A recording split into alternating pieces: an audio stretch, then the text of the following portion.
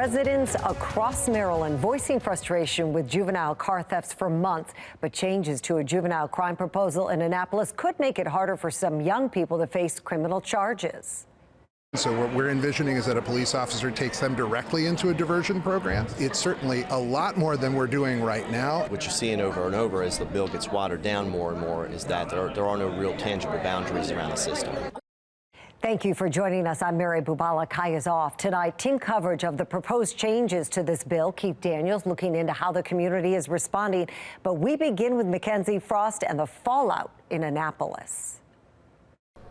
It was a spirited debate on the House floor today, lasting more than an hour. Now, kids who steal a car for the first time, depending on their age, might not face charges. And as this proposal continues to evolve, more criticism and concerns emerge about the possibility of this plan getting watered down.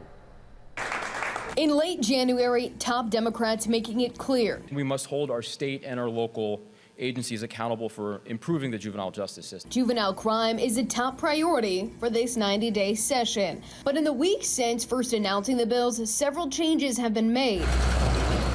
Right now, kids under 13 can only be charged with violent crimes like rape, murder, and carjacking. The original bill, as introduced, called to expand that law, allowing juvenile offenders between 10 and 12 years old to be charged with animal abuse, firearm possession, third-degree sexual offenses, and car theft. But now in the House, that list is shorter, only requiring kids accused of stealing a car to be sent to a diversion program for their first offense. The Senate version of the plan is similar, except it requires the child in need of supervision petition to be filed when the juvenile between the same ages steals a car. Madam Speaker, I have an amendment at the desk. On the House floor Wednesday, passionate debate on various proposed amendments. Clerk will take the call. Like one calling for more parental rights in the juvenile interrogation process. I am struck by the fact that almost uniformly, the law enforcement community who is dealing with the juvenile crime issues confronting our state today has suggested that we need to do something to reform the juvenile interrogation system. And that's what this is intended in. And that's all it's intended in. It's simply to provide a little bit more balance. I ask you and implore you, please vote against this amendment. We do not need a Central Park 5 in Maryland. Chairman Luke Clippinger, who has been leading the effort in crafting the language, So what we're envisioning is that a police officer takes them directly into a diversion program. argues requiring participation in these diversion programs is enough to change behavior. The diversionary programs might not be enough. Why not automatically give DJS the supervision or the jurisdiction to handle this, especially when we're seeing car thefts continue to rise? I think that by providing that first step, and by saying if this doesn't work, okay, well, here's the juvenile jurisdiction that's there. And while some Republicans view the changes as a compromise, what we're dealing with in the current law is not okay. And we have to get something through to make it better by the end of session. And I don't agree with it. I think that those things should still be in the law, but these are just the compromises we have to make. Others, like Delegate Robin Grammer, argue the accountability teeth being stripped from the bill. Do you think that requiring the diversion program for the first offense for car thefts is really sending a message that there are consequences for behavior? Yeah, I think the Democrats have really been jawboning the accountability word, and I think what you're seeing over and over as the bill gets watered down more and more is that there are no real tangible boundaries around the system. Grammer says he's concerned about what kids might do next, and this proposal won't help. What if next, the next big thing on social media is keying cars? What if it's slashing tires? That's not going to do anything. If a certain category of crime explodes, we're not prepared for that, and this bill doesn't prepare us for that. The reaction already intense. I'm very concerned that the Senate bill has removed motor vehicle thefts. Montgomery County State's Attorney John McCarthy says the diversion program framework is not in place statewide, and without clear consequences, kids' behavior may not change. No one is offended by giving young people treatment, but DJS doesn't have the resources nor the programs, and instead of holding children accountable for, in many instances, increasingly violent crime, we're putting them into a system that cannot deal with the numbers of children that are being forwarded to them for treatment. The House version of the bill moving forward. The amendment passes. expected to come up again for a final vote later this week, with all of the changes included. The Senate is expected to vote on its version of the plan on Thursday. Meanwhile, Governor Wes Moore says he believes that the conversations right now surrounding this legislation are in the right place, reminding lawmakers that anything that lands on his desk must center around accountability. In the State House, Mackenzie Frost, Fox 45 News.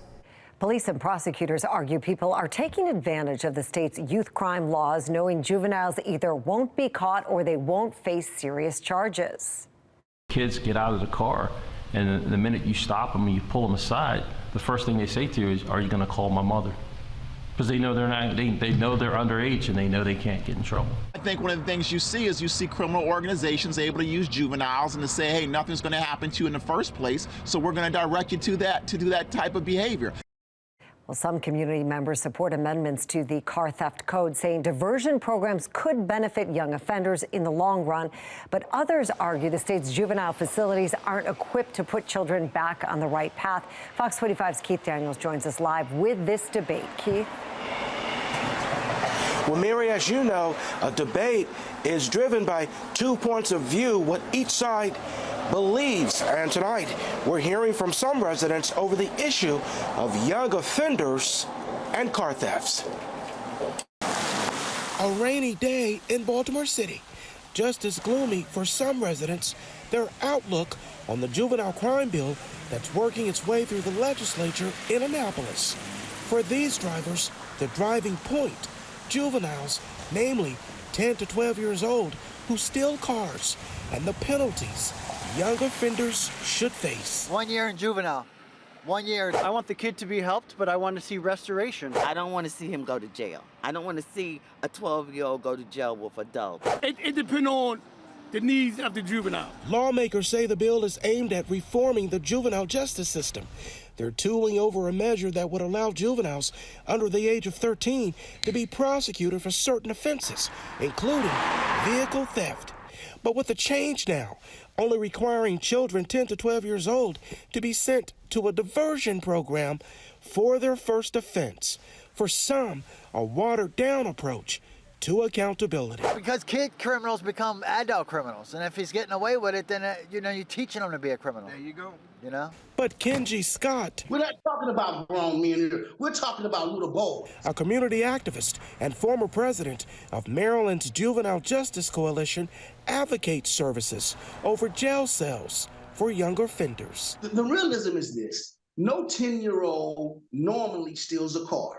So if a 10-year-old is still in a car, there must be an issue there. We don't. Because when you talk about accountability, when you talk about holding children accountable, you hold them accountable through services. So the problem is the state has not provided the appropriate services to these kids, and now they're telling us we're going to provide services that don't exist. Well, some lawmakers insist the services do exist and young offenders should be able to get the rehabilitation they need. We're live tonight. Keith Daniels, Fox 45 News. Keith, thanks. That brings us to our question of the day. Should juveniles face criminal charges for stealing cars? So far, 99% of people who voted say yes. Head to foxbaltimore.com/vote to weigh in.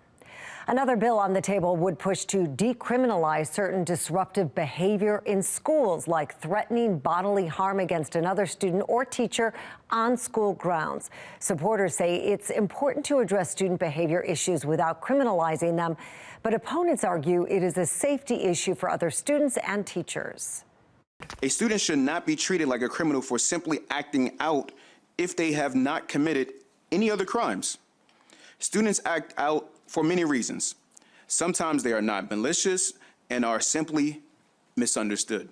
It's okay to have rules. It's okay to enforce those rules. Consequences are good. That's how kids learn.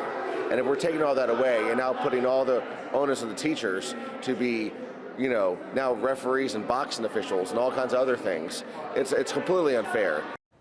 The bill would apply to any incident on school property, including sporting events and after-school activities. Fox 25 News is taking a closer look at Maryland Attorney General Anthony Brown's announcement of an organized crime indictment this week. Those crimes include murder, robberies, and carjackings, more than 80 incidents in total. All but one of the 6 suspects was under 18 at the time of the crime spree, although 4 are now adults. Community activist Eurypsy Morgan says takedowns like this are driving the calls for juvenile justice reform in Maryland. I wish I could say that it was an isolated incident, but I have a feeling that we're probably going to see more of this.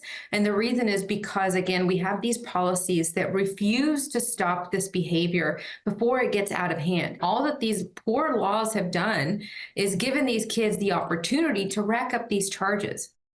If you feel your juvenile crime concerns aren't being heard, reach out to your lawmakers. House Speaker Adrian Jones and Senate President Bill Ferguson, 2 of the most powerful voices right now in Annapolis. Their phone numbers, email addresses right there on your screen.